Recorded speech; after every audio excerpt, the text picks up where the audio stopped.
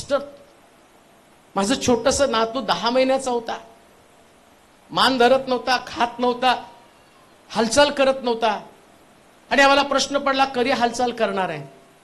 मग तेवढ्यामध्ये तुम्हाला सांगितलं की पास्टर त्याच्यासाठी प्रार्थना करा, हे फार मोठी दोंड आहे, हे फार मोठी समस्या आहे, या लेकराने हालचाल करावी, त्यानं खावं, थोडंसं हलावं, 10 महिन्यानंतर त्याच्यात काहीतरी मोमेंट असावी. ते म्हटले तुम्ही नुसतं मी टाईप करून तुम्हाला सांगितलं, तुम्ही ओके टाईप केलं आणि दुसऱ्याच दिवशी पोरग खायला लागलं आणि फिरायला सुरुवात त्याने केली का? दोंड किती मोठी आहे हे बघू नका, दोंड बाजूला काढायला देव समर्थ आहे. विस्मयकारक घटना तुमच्या जीवनात घडणारच आहे, असाधारण गोष्टी तुमच्या जीवनामध्ये घडणार आहे.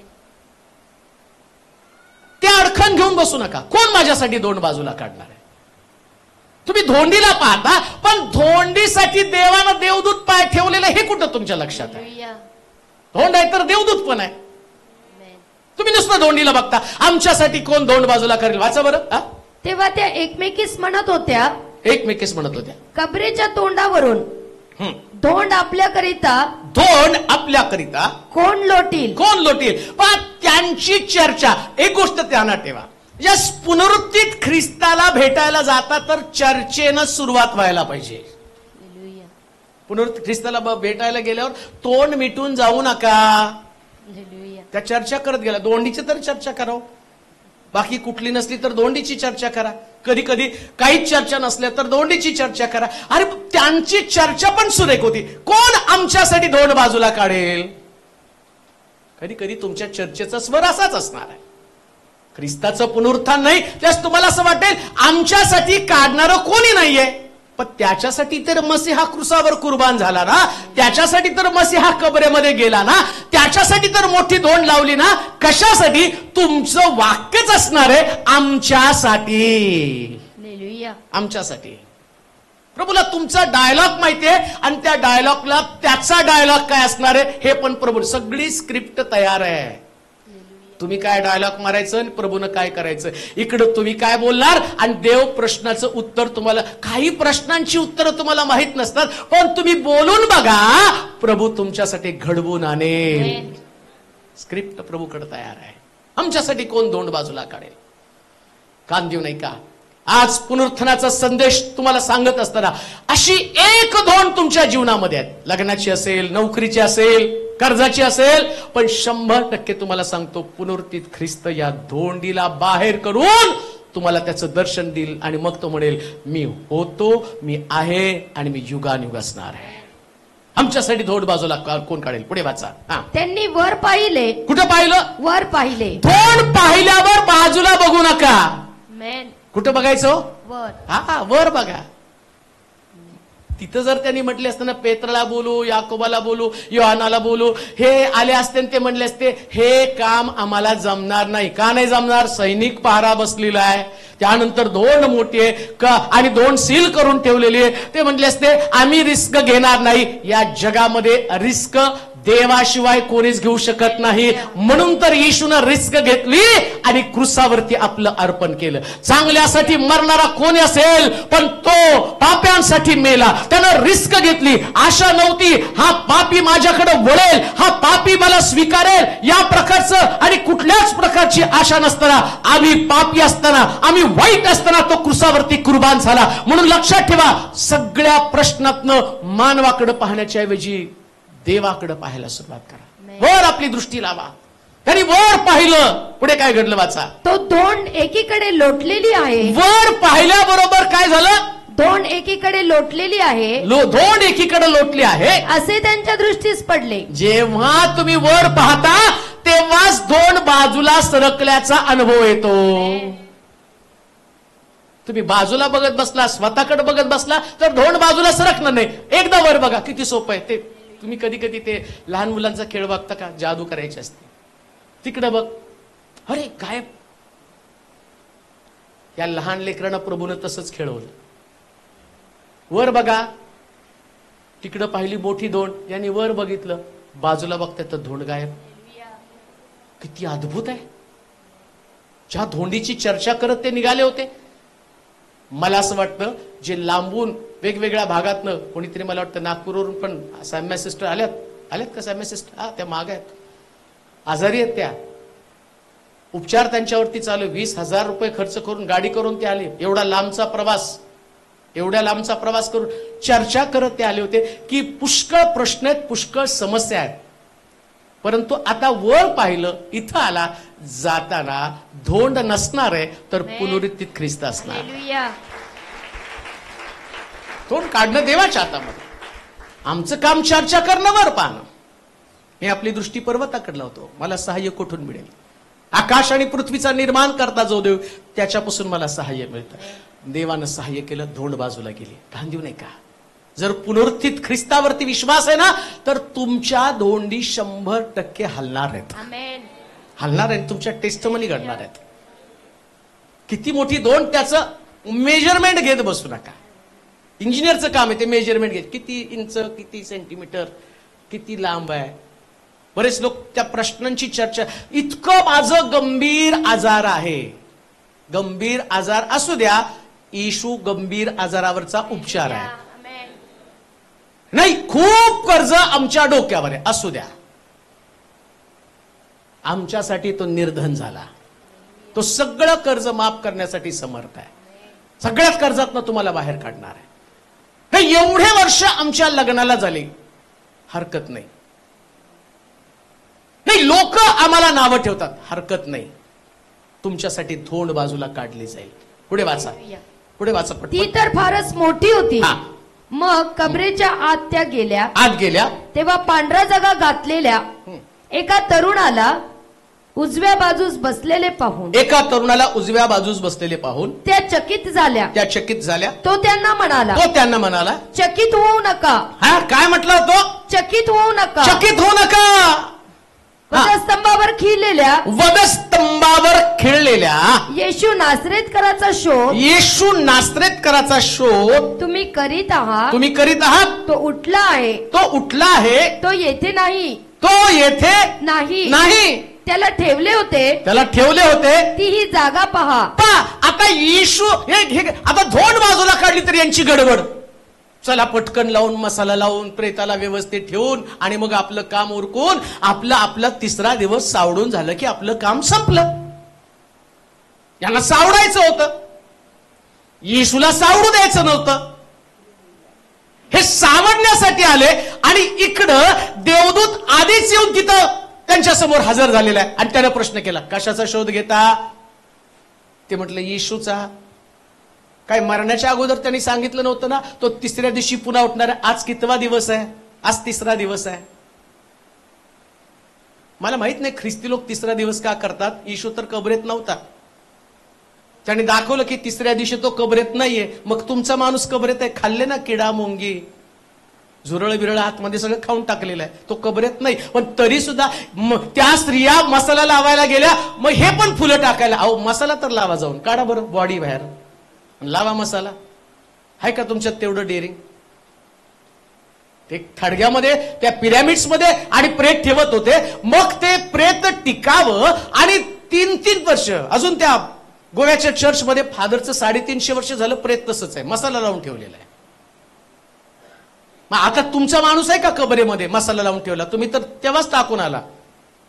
वास येईल आणि फुटल पोट म्हणून लवकर नातेवाईक येण्याच्या आधीच पुरून मोकळे झाले की अजून काय तुमचं कौतुक चाललंय? 3ऱ्या दिवशी तिकडे जायचं. कबरेकडे ते गेले, आतमध्ये डोकावलं. तो म्हटलं, तो इथं नाही, मुळामध्ये प्रभू आता मेलेल्यांमध्ये नाही. मेलेल्या लोकांमध्ये तो नाही. कोण मेलेले लोक आहेत? मेलेले म्हणजे निशब्द स्थानी बसलेले लोक, देवाची स्तुती करत नाही. जे लोक देवाची स्तुती करत नाही त्यांच्यामध्ये तो नाहीच आहे. ज्यांना प्रेज द लॉर्ड म्हणता येत नाही, ज्यांना हालेलुया म्हणता येत नाही, अशा लोकांमध्ये तो नाहीच आहे. जे लोक दगडासारखे एका जागेवरती उभं राहून आणि हाताची घडी घालून चर्चमध्ये उपासना करतात, त्यांच्यामध्ये तो नाहीच आहे. तो जिवंताचा शोध मेलेल्यांमध्ये का करता? गेलाय तुम्ही चर्चमध्ये. सत्य तुम्हाला, आणि कदाचित कटू वाटेल, सत्य तुम्हाला टोचेल, परंतु मी तुम्हाला सांगतो, जिवंत मंडळीचे भाग बना. जे मला ऐकत आहेत, तुमची मंडळी जिवंत आहे, पण मला त्यांना सांगू द्या, जे मेलेल्या लोकांमध्ये जाऊन मेलेल्या उपासनेचा भाग बनतात, ज्या ठिकाणामध्ये ख्रिस्त नाही तिथे त्याचा शोध घेत आहेत. मेलेल्या गोष्टींमध्ये, अजून कशामध्ये? कोण आणि त्या ठिकाणामध्ये मेलेल्या लोकांमध्ये शोध घेत आहे. तुम्ही तुमचे अपराध व पातक यांच्यामुळे मृत झालेला आहात, पापांमुळे मृत झालेला आहात. पाप करणाऱ्या लोकांमध्ये येशूचा शोध कसा काय तुम्ही घेऊ शकता? कळतंय आम्हाला समोरचा व्यक्ती पाप करतोय, चुकतंय. कित्येक वेळा कितीही मोठा देवाचा सेवक असला आणि तुम्हाला कळतं तो देवाच्या वचनाच्या विरोधात वागत आहे, तरी तुम्ही त्याच्याकडे जाऊन देवाचा शोध घेता.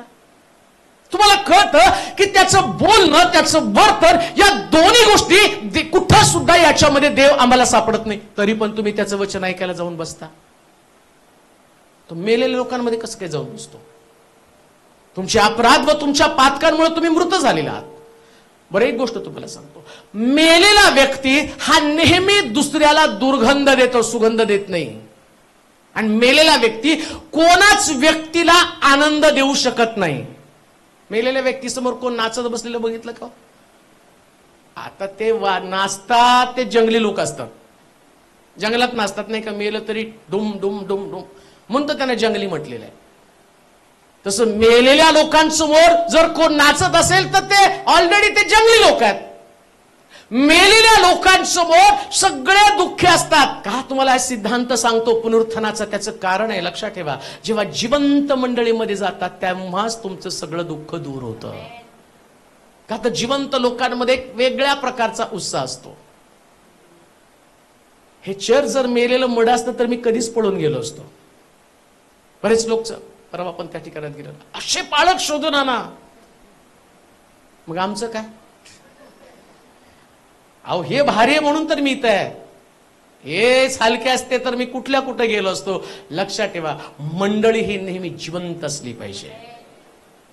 लोक नेहमी पाप करण्यापासून दूर असले पाहिजे. तुमची संगती पाप करणाऱ्या लोकांमध्ये असता कामा नये. म्हणून पुनरुत्थानाचा संदेश तुम्हाला काय सांगतो की पाप करणं, रोमकराचं पत्र आणि 6वा अध्याय, रोमकराचं पत्र 6वा अध्याय आणि 5 पासून वाचा बरोबर वचन. रोमकराचं पत्र 6वा अध्याय. कारण जर आपण त्याच्या मरणाच्या प्रतिरूपानं त्याच्याशी संयुक्त झालो आहोत, त्याच्याशी संयुक्त झालेलो आहोत, तर त्याच्या उठण्याच्याही प्रतिरूपानं त्याच्याशी संयुक्त होऊ हे आपल्याला ठाऊक आहे की हे पापाच्या अधीन असलेले शरीर नष्ट होऊन आपण यापुढे पापाचे दास्य करू नये म्हणून आपल्यातील जुना मनुष्य त्याच्याबरोबर वधस्तंभावर खिळला गेला. कारण जो कोणी मेला तो पापाच्या दोषापासून मुक्त होऊन नीतिमान ठरला आहे. आपण ख्रिस्ताबरोबर मरण पावलो असल्यास त्याच्याबरोबर जिवंतही राहू असा आपला विश्वास आहे. आपणास ठाऊक आहे की मेलेल्यातून उठलेला ख्रिस्त यापुढे मरण पावत नाही. त्याच्यावर यापुढे मरणाची सत्ता चालत नाही. कारण तो मरण पावला तो पापाला एकदाच मरण पावला. तो जगतो तो देवासाठी जगतो. तसे तुम्ही सुद्धा ख्रिस्त येशूमध्ये स्वतःच पापाला मेलेले खरे पण देवाप्रित्यर्थ जिवंत झालेले असे माना. म्हणून तुम्ही आपल्या शरीर वासनांच्या अधीन न व्हावे.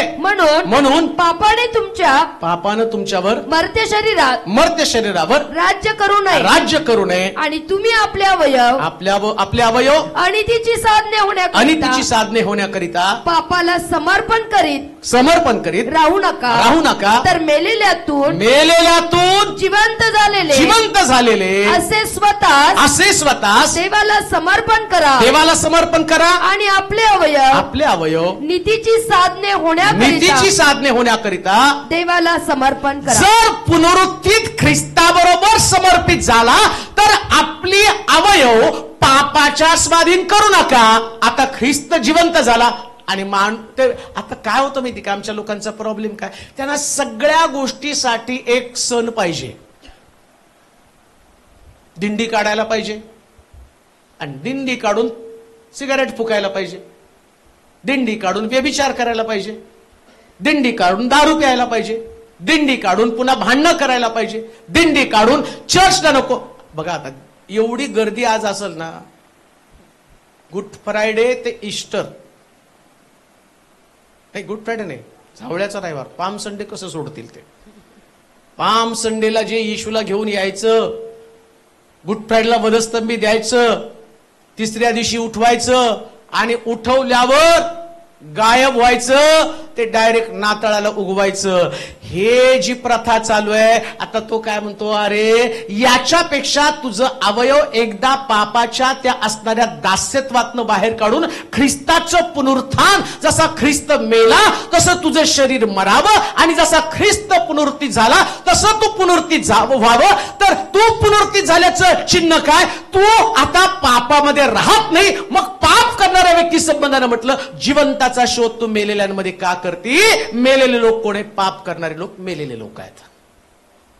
अजूनही तुमच्या हातामध्ये तंबाखूची पुडी आहे, अजूनही तुमच्या तोंडामध्ये सिगारेट आहे, अजूनही तुमच्या डोक्यामध्ये दुष्ट विचार आहे, अजूनही तुमच्यामध्ये वाद करण्याची प्रवृत्ती आहे, अजूनही तुमच्यामध्ये हिंसा आहे, अजूनही तुमच्यामध्ये मत्सर आहे, अजूनही तुमच्यामध्ये द्वेष आहे, अजूनही तुमच्याकडे एकमेकाला वाईट रीतीने पाहण्याची वृत्ती आहे, तुमच्याकडे ईर्ष्या, तुमच्याकडे स्पर्धा, तुमच्याकडे सर्व प्रकारची अनिती आहे. मग तुमचा ख्रिस्त कुठे आहे? त्या ठिकाणामध्ये तुमचा ख्रिस्त कबरेतच आहे.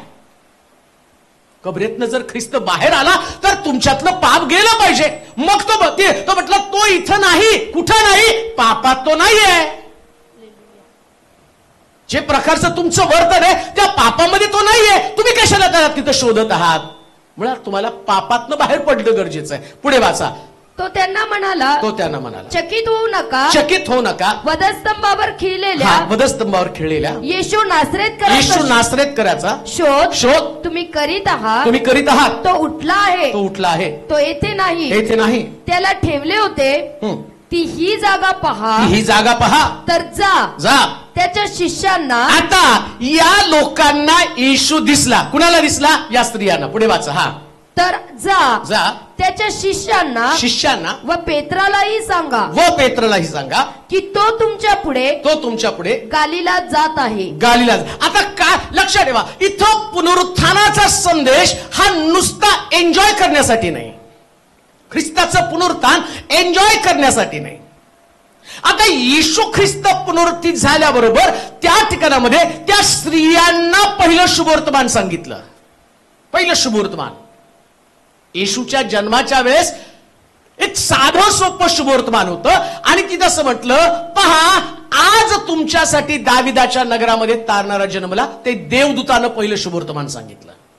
आता प्रभू येशू ख्रिस्त 3.5 वर्ष पृथ्वी तलावरती राहिला आणि पृथ्वी तलावरती असणारं त्याचं काम पूर्ण केलं. वधस्तंभावरती गेला, तारणाची योजना सिद्ध झाली, तारण मानवासाठी आणि जाहीर करण्यात आलं. आता ख्रिस्त पुन्हा उठला. आता पुन्हा उठल्यावर त्यानं काय केलं?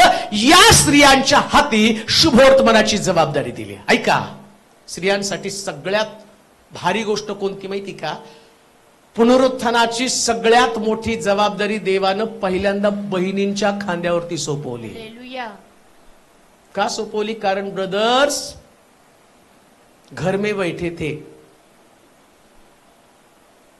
11 शिष्य घरामध्ये बसलेले होते आणि त्या शिष्यांचं घरामध्ये बसण्याचं कारण काय माहिती का? पेत्र असं लिहिलंय, शिष्यांना सांगा आणि पेत्रालाही सांगा. का सांगितलं? सगळे शिष्य एकत्र पाहिजे होते पण पेत्र नव्हताच. ज्या अर्थी स्पेशल शिष्यांना सांगा, मग त्याने प्रत्येकाच्या घराचा पत्ता द्यायला पाहिजे, पण त्याने पेत्राच्या घराचा पत्ता दिला. का पेत्राच्या घराचा पत्ता दिला? पेत्र या शिष्यांपासून अलिप्त झाला. आणि का लिप्त झाला माहिती का? या पेत्राचं वैशिष्ट्य आवेशी प्रभूवर चालणारा आणि येशूला पाहिल्यावरच ऍक्टिव्हेट होणारा. काय या पेत्राचं वैशिष्ट्य माहिती का? तो येशूला पाहिला की ऍक्टिव्हेट व्हायचा. आता येशू नाही तर डिऍक्टिव्हेट झाला, त्याचा फ्यूज उडला. आणि मग येशूला माहितीये आता सगळ्यात जास्त ऍक्टिव्हेशनची गरज कुणाला आहे? पुनरुत्थान त्या लोकांसाठी जे डिऍक्टिव्हेट झाले. पण येशूचं पुनरुत्थान तुम्हाला पुन्हा ऍक्टिव्हेट करतं. डिॲक्टिव्हेट झालेले आहेत. हो, एक गोष्ट लक्षात घ्या, इतकं पण स्वतःला तुच्छ लेखू नका. काही घटना तुमच्या जीवनात घडतात, तुम्ही डिॲक्टिव्हेट होता. 3.5 वर्ष येशूच्या बरोबर राहणारा पेत्राचा फ्यूज उडतो. तुमचं काय घेऊन बसला, माझं काय घेऊन बसला. माझं पण फ्यूज कधी कधी उडतो, तो तुम्हाला दिसत नाही.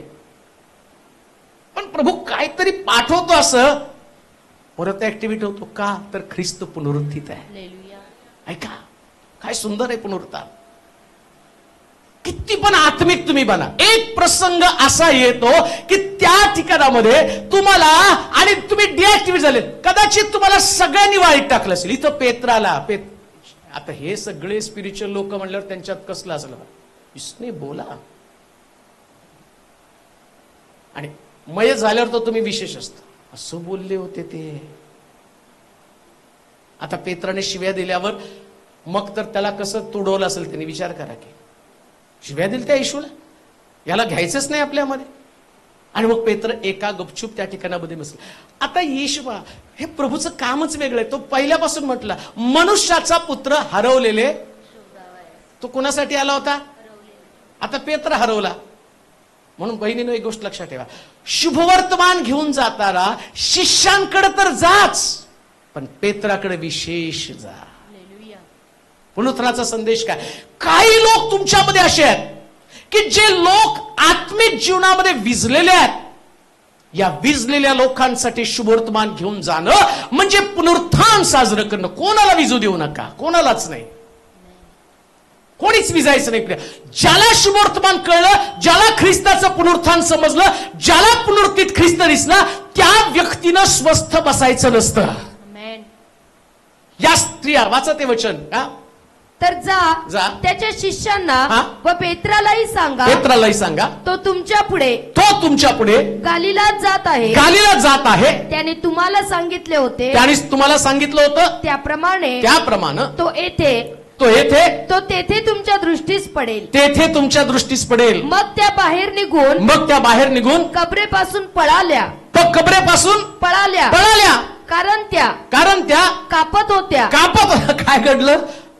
ते कबरेत देवदूत पाहिला, येशूची वस्त्र पडलेली बघितली. ते म्हटलं येशू जिवंत आहे, इथं नाही. म्हटल्यावर कापायला लागल्या. अजूनही त्यांना वाटलं भूत बघितलं. अजूनही ख्रिस्ती लोकांमध्ये येशू ख्रिस्त पुनरुत्थित आहे, पण बऱ्याच लोकांचे मेसेज येतात, माझ्या बायकोच्या अंगात भूत आहे, माझ्या नवऱ्याच्या अंगात भूत आहे, माझा मुलगा आणि त्याला सैतान त्रास देतो आणि तो फिरतो, तो आपटतो. अरे तुझा येशू मेला नाही, तुझा येशू जिवंत आहे. जगामध्ये जो आहे त्याच्यापेक्षा तुमच्यात पॉवरफुल आहे. शेवटचं युद्ध सैतानानं क्रुसावरती केलं, लढला, पकडण्याचा प्रयत्न केला, मारला आणि मेल्यावर आपला आत्मा तुझ्या हाती सोपवतो. तरी सैतानानं काय केलं माहिती का? त्यानं तो अंधकाराचा अधिपती असल्या कारणानं लोकांच्या डोक्यामध्ये संभ्रम असावा म्हणून त्यानं काय केलं, 12 ते 3 6व्या तासापासून 9व्या तासापर्यंत या असणाऱ्या पृथ्वी तलावरती अंधार पडला आणि त्यानं काय सिद्ध करण्याचा प्रयत्न केला? येशू कबरेमध्ये गेला, आता तुमच्यावरती माझी सत्ता असणार आहे. पण येशू ख्रिस्त कबरेतनं बाहेर आला आणि बाहेर येऊन यांना प्रकाश दिला आणि त्यांनी सांगितलं तो कबरेत नाही. तरी सुद्धा ते घाबरलेले आहेत. घाबरू नका.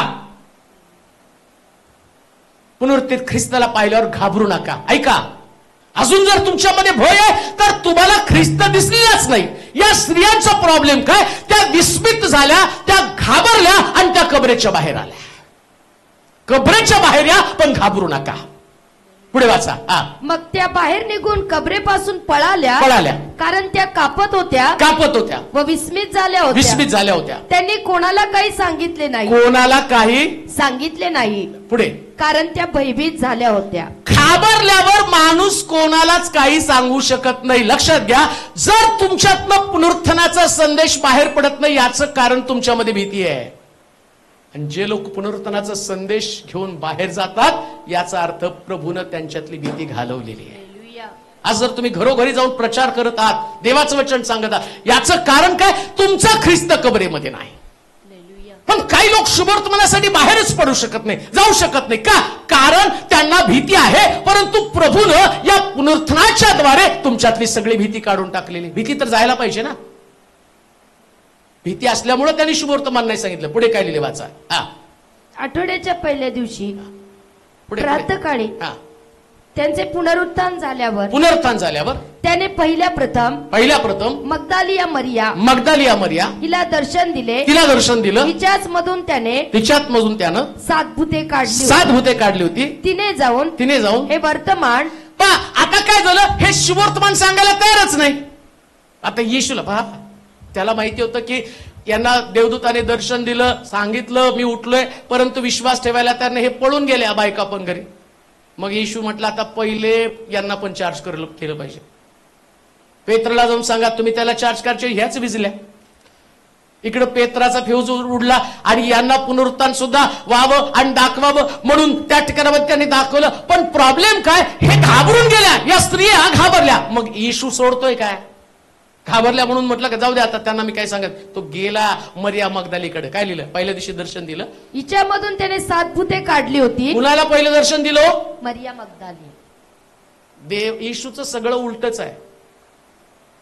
जिच्यामध्ये जास्त भूत होती, जी जास्त भांडखोर होती. भूत असणं म्हणजे भांडखोर असणं, नेमकं तिचाच ताबा घेतला. म्हणून काही लोक हो पूर्वी जास्त भारी प्रचार कोण करतं? जे जास्त भांडखोर आहेत ते. बरं का, ते उलपिटच तसं असताना तेवढंच तावानी बोलतात. मी एवढं जोशली काय आमच्याला विचार किती भांडखोर होतो. पण आता ज्या स्टेजवरती चढलो ना, ही एनर्जी प्रभूसाठी वापरली जाते. प्रभूला माहितीये हिला जर ताबा घेतला, हिला जर चार्ज केलं तर ही पुष्कळ लोकांना चार्ज करेल. म्हणून येशूनं मरिया मगदालिया, काय तिचं नाव? मरिया मगदालिया हिला दर्शन दिलं. हिच्याच मधून त्यानं 7 भूते काढली होती. तिने जाऊन हे वर्तमान. आता तिनं जाऊन हे वर्तमान त्यांच्या बरोबर पूर्वी असलेल्या आणि आता शोक करीत व रडत असलेल्या लोकांना सांगितलं. आता त्या दूतांनी सांगितलं होतं जाऊन शिष्यांना सांगा, पेत्राला सांगा. घाबरले, जायला तयार नाही. मग येशू म्हटलं थांबा, तुम्ही बाजूला सरका, मीच यांना बरोबर जागेवर आणतो. मग येशू गेला मरिया मगदालीकडे. मरिया मगदालीला त्याने दाखवलं, अगं मी मेलो होतो, मी जिवंत आहे, बघ मला नीट. तिने पाहिलं, तिला विश्वास बसला, प्रभू उठलेला आहे. इतकी विस्मित झाली, आश्चर्यचकित झाली. देवदूताने सांगितलं पण येशू तिथं नव्हता. आता मी पाहिलं आणि पाहिल्याबरोबर इतकी एक्साइटेड झाली, जे शिष्यांबरोबर ती बसत उठत होती ना, आणि त्यांच्याकडे गेली आणि ते रडत होते, दुःख करत होते, आणि तिथं ती गेली आणि हळूच एक बातमी त्यांना सांगितली, अरे प्रभू उठलाय. आणि ते उठल्या म्हटल्यावर काय झालं बघा. आता तो जिवंत असून तिच्या दृष्टीस पडला होता. हे ऐकून त्यांनी विश्वास ठेवला नाही. त्यानंतर त्यांच्यापैकी दोघे जण अरण्यात चालले असता त्यांना तो दुसऱ्या रूपानं प्रगट झाला. त्यांनी जाऊन इतरांस सांगितले. इकडे जाऊन त्यानं सांगितल्याबरोबर त्यांनी विश्वासच ठेवला नाही. मार्क 16:7 वाचा बरं. मार्क 16:7. तर जा त्याच्या शिष्यांना व पेत्रालाही सांगा की तो तुमच्या पुढे गालीलात जात आहे. या त्या ठिकाणामध्ये देवदूताने सांगितलं, जिथं त्याने त्याच्या पहिल्या चिन्हाचा प्रारंभ केला त्याच ठिकाणामध्ये तो परत जाणार आहे. ऐका, प्रभू तुम्हाला नेहमी अशा ठिकाणाकडे घेऊन जातो की जिथं त्यानं सेवा करण्यासाठी तुम्हाला घेऊन गेलेला होता. पुनरुत्थित ख्रिस्त तो तुम्हाला तिथं नाही दिसणार जिथं तो होता, तुमच्या घरात, तुमच्या कबरेमध्ये. आणि जिथं तुम्ही कबरेत शोध करण्यासाठी गेला तिथं तुम्हाला नाही सापडणार. मग कुठं सापडणार? जिथं प्रभूनं सेवेला सुरुवात केली तिथंच तो सापडणार आहे. म्हणून ख्रिस्ताचं पुनरुत्थान सेवा करणाऱ्यांमध्येच आहे. सेवा जिथं केली जाते तिथं ख्रिस्ताचं पुनरुत्थान असतं. जर तुम्ही सेवा करत आहात तर ख्रिस्ताचं पुनरुत्थान तुम्हाला भेटायचंय, तर प्रभूने जिथं सेवा केली तिथं तुम्हाला जावं लागेल. गालिलामध्ये त्यानं पहिल्यांदा आपल्या सेवेला सुरुवात केलेली आहे. ख्रिस्ताचं पुनरुत्थान म्हणजे सेवेला सुरुवात आहे, शुभवर्तमानाला सुरुवात आहे. आणि इथं त्या स्त्रीनं, त्या मरिया मगदलीनं येशूच्या शिष्यांना सांगितलं, पण असं लिहिलं शिष्यांना ती वायफळ बडबड वाटली. वायफळ बडबड. त्याने विश्वास ठेवला नाही. ते विश्वास ठेवायला तयार नाही. आज पुष्कळ लोकांना ख्रिस्ताचं पुनरुत्थान वायफळ बडबड वाटत आहे. आणि कोणाला वायफळ बडबड वाटते माहिती का? ज्या लोकांना आपली जागा सोडायला नकोय ते लोकांमध्ये नाही. असं नाही होत येशू उठला त्यांना तिथंच बसावं असं वाटतं. आणि मग असं लिहिलं, ते 2 शिष्य त्यांच्यातनं निघाले. बडबड ऐकली, ते म्हटले असं झालं, येशू उठला, पुनरुत्ती झाला, आणि पुनरुत्ती झाला, त्यांना वायफळ बड वाटली, ते निघाले अरण्यामध्ये. आता येशूला माहिती ह्या सगळ्याला परत मला भेट द्यावी लागेल. या विचार एक गोष्ट ध्यानात ठेवा, पुनरुत्थित ख्रिस्ताचं शुभवर्तमान तुम्ही सांगत राहा. त्यांचं परिवर्तन नाही झालं ना तरी तुम्ही शुभवर्तमान सांगा. वेळ आल्यावर प्रभू स्वतः त्यांना प्रगट होणार आहे. वेळ आल्यावर स्वतः प्रगट होणार आहे. काही लोकांना ते देवाचं वचन वायफळ बळबट वाटते. त्यांना नाही सिरियसली घेते. त्यांना वाटतं चर्चला आम्ही गेलो, त्यांनी सांगितलं, आम्ही ऐकलं, याच्यापेक्षा वेगळं काही नाही. परंतु अनुभव घेणं गरजेचं आहे. आता ही जी स्त्री आहे, या स्त्रिया ह्या सगळ्या चार्जअप झाला. मरिया मगदली काही स्वतःपुरती राहिली नाही. तिने जाऊन बाकीच्यांना पण सांगितलं, अगं प्रभू उठला. कशावरून? मला भेटला. त्या स्त्रिया कुठे आहे शोध. मग परत त्या तिकडे गेल्या आणि मग येशू तिथं होता. आणि मग त्या येशूच्या शरीराला पण, माळी दादा माझ्या प्रभूला कुठं ठेवलं? 3 दिवसात माझी ओळख विसरला. 3 दिवसापूर्वी वधस्तंभाच्या पायथ्याजवळ तुम्ही हे 5च लोक होता ना. आणि आता यातल्या स्त्रिया त्या तिघी आल्या आणि त्या तिघी मला माळी दादा म्हणत आहे. माळी दादा माझ्या प्रभूला कुठं ठेवलं? तो म्हणतो मला पहा, मी माळी नाही. आणि ज्यास ओळख पडली त्यास ती मरिया म्हणती, गुरुजी, रब्बी. आणि त्याला हात कवटाळला जाते, मला हात लावू नकोस. आता मरिया मगदलिया सांगती प्रभू उठला. याही स्त्रियांना कळलं प्रभू उठला. आणि मग त्या प्रभू उठला, ते जाऊन तिला सांगायला, प्रभू उठला, मला भेटला. तुला पण भेटला. नुसता भेटला नाही, मला भेटला, माझ्याशी काय बोलला. मी माळी दादा नाही, तुम्हाला माळी म्हणती का? मी तुझा गुरु आहे, मी तुझा रब्बी आहे. लक्षात ठेवा, पुनरुत्थित ख्रिस्त तुम्हाला रब्बी आणि गुरु म्हणून प्रगट होत असतो. देवाचं वचन शिकणं, ज्याला पुनरुत्थित ख्रिस्त कळाला तो देवाच्या वचनाचं शिक्षण घेण्यासाठी उत्तेजित होत असतो. रब्बी म्हणून, गुरु म्हणून त्याच्याकडे जा, माळी म्हणून त्याच्याकडे जाऊ नका. आज पुष्कळ लोकांना ख्रिस्ताचं पुनरुत्थान माहीत नसल्या कारणानं मायाच्या रूपानेच त्या येशूकडे पाहत आहे. पाणी घाल येशू, खत घाल येशू, लेकरू दे, नवरा दे, बायको दे, नोकरी दे, चांगलं घर दे, माळी. आणि रब्बी म्हणून ज्या जाताना त्याच तुम्ही म्हणता काही नाही दिलं तरी चालेल, नारायण वामन टिळकासारखं, मिळो वांना मिळो अन्न पाणी, फक्त तुझी संगती मात्र मला दे. हे रब्बी असणं, हे गुरु असणं. आता इकडं सगळी चर्चा चालू आहे आणि इकडं हे त्यांची चर्चा काय, वायफळ बडबड. ते म्हटले चला फुकटच्या गोष्टीत कोण अडकून पडायचं म्हणून 2 शिक्षा हळूच कलटी मारली त्यांनी. नकोच, पुनरुत्थानही नको. काही वेळेस म्हणतो ना, त्यांना शॉक बसला. त्यांना आता सगळीकडे ती व्यक्ती दिसायला लागली. काही लोक ऍक्टिंग पण करत असतात बरं का, मेल्यावर. मला दिसले होते तेव्हा नाही बघितलं, मला ते दिसले.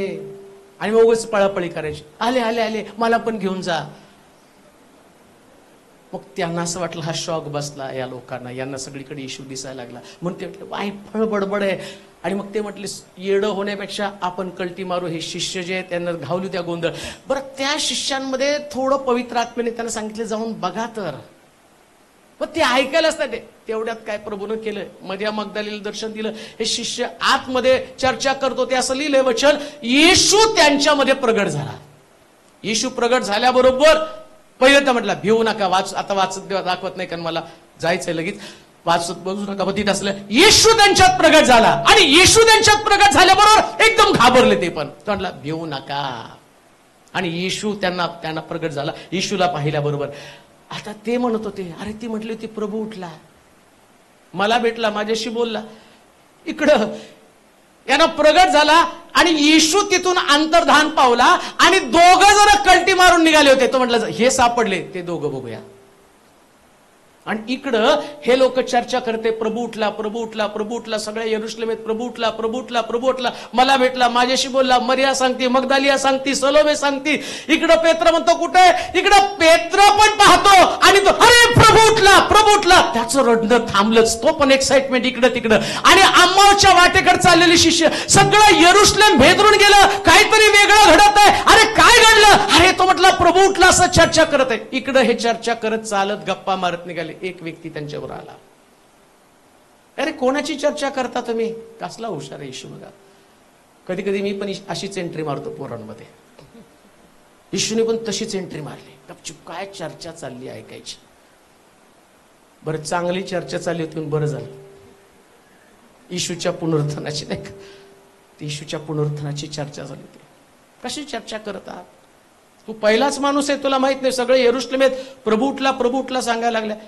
मग त्यानं काढलं यशाचा ग्रंथ. त्याने मरणं, त्याला 39 फटके मारणं, क्रुसावरती अर्पण करणं, सगळ्या गोष्टी समजावून हे सगळं सांगत असताना तरी अम्माऊसकडे चाललेले. मग अम्माऊसच्या वेशीवरती आल्याबरोबर आता येशूने ओळखलं, यांना काहीतरी सिक्रेट दाखवावं लागेल, चिन्ह दाखवावं लागेल, त्याच्याशिवाय अम्माऊसच्या वाटेतनं बाहेर जाणार नाही. मग रात्रीच्या समय ते बसले. येशूनं त्यांनी भाकर काढली. येशूनं नेहमीच्या स्टाईल सारखी भाकर घेतली, मोडली आणि त्यांच्या लक्षात अरे ही भाकर फक्त येशूच अशी मोडत होता.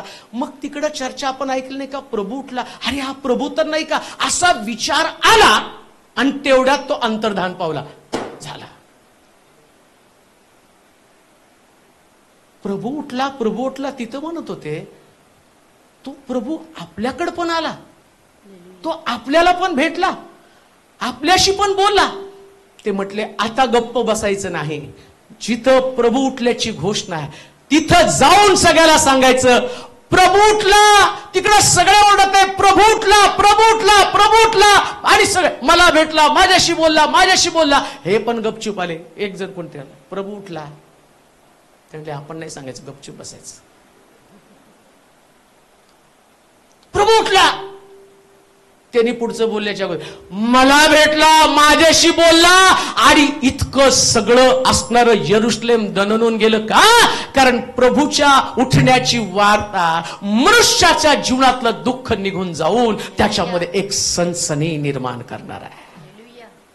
ऋषीचं पुनरुत्थान हे तुम्हाला गप्प बसण्यासाठी नाही, तर या पुनरुत्थानाच्या द्वारे तुमच्या जीवनामध्ये फार मोठे चेंजेस घडणार आहे. म्हणून एक गोष्ट ध्यानात ठेवा, येशूच्या पुनरुत्थानाची चर्चा करणं हे आमचं कर्तव्य आहे. शुभवर्तमान सांगण्यासाठी बाहेर पडणं गरजेचं आहे. म्हणून देवाची प्रिय लोक, पुनरुत्थानाचा संदेश एक तुम्हाला पापातनं बाहेर काढतात, आणि दुसरी गोष्ट तुम्हाला जबाबदारी तुमच्या खांद्यावरती देण्याचं काम करतात. देवबाप तुम्हाला आशीर्वादित करो. बसूया आपल्या जागेवरती, उठणार नाही आपण. बसल्या जागीच आपण शेवटचं गीत गाणार आहोत. आणि मग जे तयार झालेले लेकर आहेत तिथेच बसा, कोणी जाऊ नका, आपल्या जागेवरून हलू नका. क्वायर फक्त पुढे येईल, त्यानंतर एंड होणार आहे सगळा. प्रार्थना तुमच्यासाठी करण्यात येईल.